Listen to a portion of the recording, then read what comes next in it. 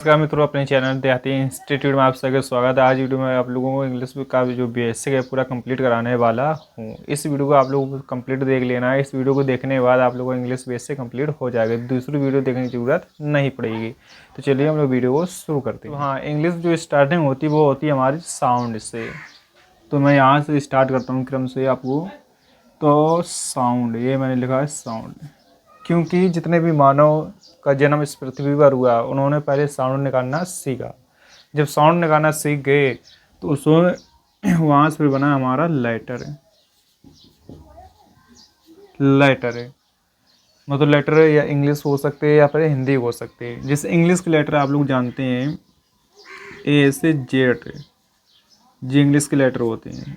A to Z के इस group को हम लोग इंग्लिश में कहते हैं अल्फ़ाबेट।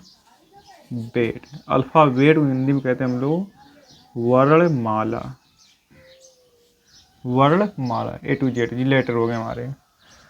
लेटर जब बन गए, लेटर से फिर बनाया हमारा वर्ड। वर्ड जिसे हम हिंदी में कहते हैं शब्द, और लेटर हिंदी में हम लोग क्या कहते हैं, अक्षर।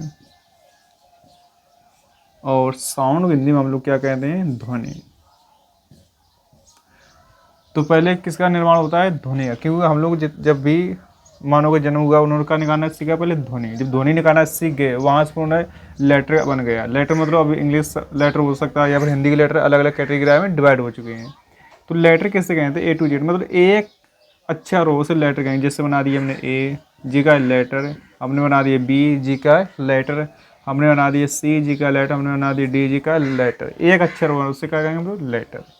अच्छा, वर्ड तो मतलब शब्द किससे कहेंगे, एक से ज़्यादा जुड़ जाए, कोई एक नाम बन जाए तो उसे हम शब्द कहेंगे। जैसे कह दिया राम, मोहन, कालपी। एक अक्षर से ज़्यादा अक्षर जुड़ जाए वो कब बन जाता है, शब्द। कहने मतलब ऐसे समझ लो हम लोग अपनी भाषा में कि इस दुनिया के सारे नाम वे सब कहाँ हैं, शब्द। व्यक्ति नाम, वस्तुएं, कोई भी चीज़ का नाम हो सकता है, वे सब कहाँ हैं, शब्द।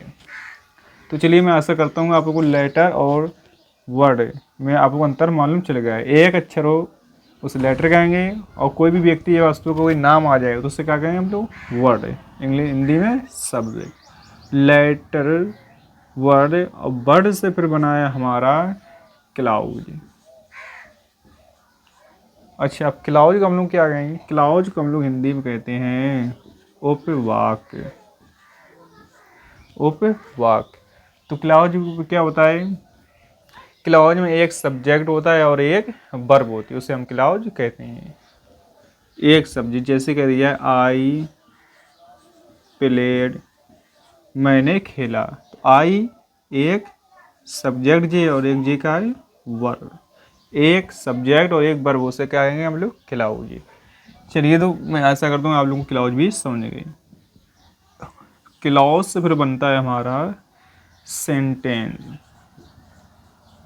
सेंटेंस, क्लाउज क्या बना हमारा, सेंटेंस। तो सेंटेंस हिंदी हम लोग क्या कहेंगे, वाक्य। सेंटेंस हिंदी में क्या कहते हैं हम लोग, वाक्य। सेंटेंस होने के लिए हमारे पास दो चीज़ें होना चाहिए। एक होना चाहिए सब्जेक्ट और दूसरा होना चाहिए प्रेडिकेट। प्रेडिकेट, सब्जेक्ट को हम लोग हिंदी में क्या कहते हैं, कर्ता। प्रेडिकेट हिंदी में क्या कहते हैं हम लोग, विधेय। विधि।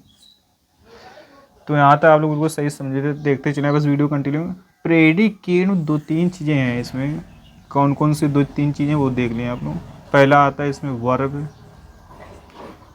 वर्ब को हिंदी में क्या कहते हैं, क्रिया। दूसरा इसमें होता है ऑब्जेक्ट। ऑब्जेक्ट हिंदी में क्या कहते हैं हम लोग, कर्म। और तीसरी चीज़ इसमें घुसी है कॉम्प्लीमेंट, जिसे हिंदी में कहते हैं हम लोग विधेयार्थ। क्या कहते हैं हम लोग, विधेयार्थ। एक बार फिर से, सेंटेंस हिंदी में कहते हैं वाक्य। सेंटेंस होने के लिए कौन कौन सी चीज़ों की आवश्यकता पड़ती है हमें, सब्जेक्ट की पड़ेगी और प्रेडिकेट की पड़ेगी। प्रेडिकेट में तीन चीज़ें होती हैं, वर्ब, ऑब्जेक्ट और कॉम्प्लीमेंट।